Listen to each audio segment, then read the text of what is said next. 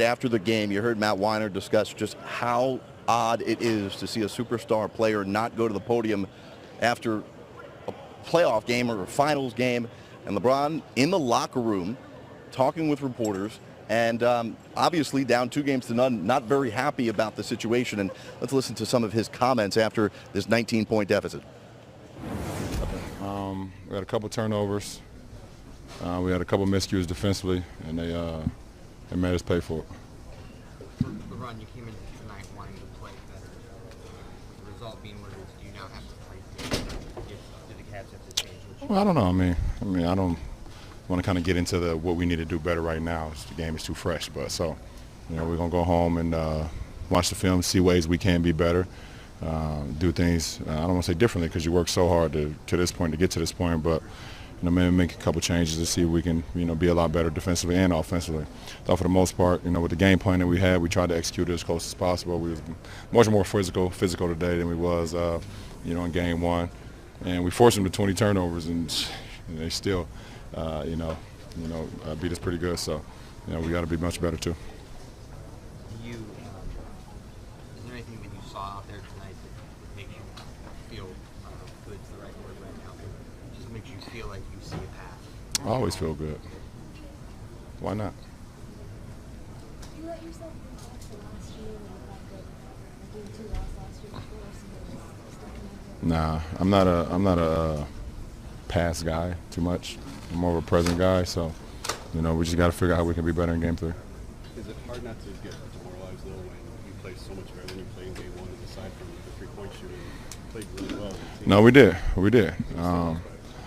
Well, got a little out of control towards the end, so we're not worried about that. But we made runs. We cut it to 4 at one point, and then they went on a quick, I don't know, it was a 9-0 run or 12-0 run. What they do, that's what Golden State do. If you make a mistake, like I said, we had a turnover. It came from me, and then we had a miscue, and the flood's open again.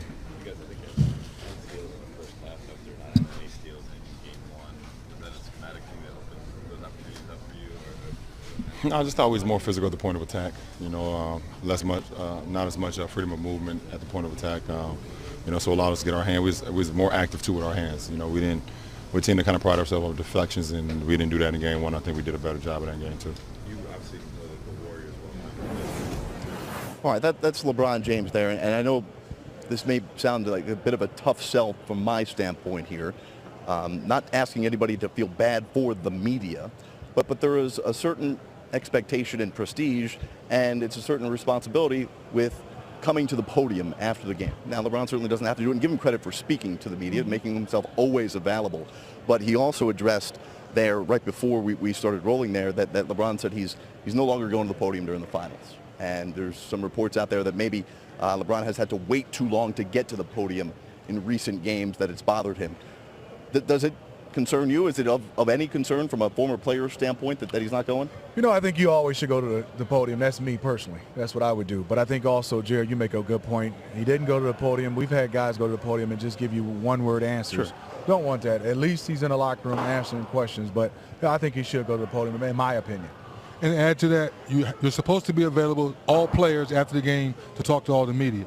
But in LeBron's case, you're the king. You're the face of the NBA. You need to go to the podium for your fans, for your teammates, for all the people around the game to express what happened tonight. Right. You might not give us everything, but give us something to get ready for the next game. And listen, maybe it's different moving forward if everybody knows that's the situation, but there's hundreds of members of the media here who have responsibilities, a job to do, and they're set up in the press conference room waiting, and then to go into a small locker room to try and get the work that I know we see social media and we go, that video is available anywhere. Right. But that's not the way it works for a lot of media members. They're here to do a job, and some of them weren't able to get that on tape or video the way they wanted to. Well, hopefully LeBron will learn from this situation and then they can move on. But at the end of the day, when you're one of the faces like Kevin Durant, Steph Curry, and all those guys, when you play great, yes, you want to go to the podium and express yourself. When things don't go well, you have to have the same strength to do so. All right, but we're done crying for members of the media. We got a great job.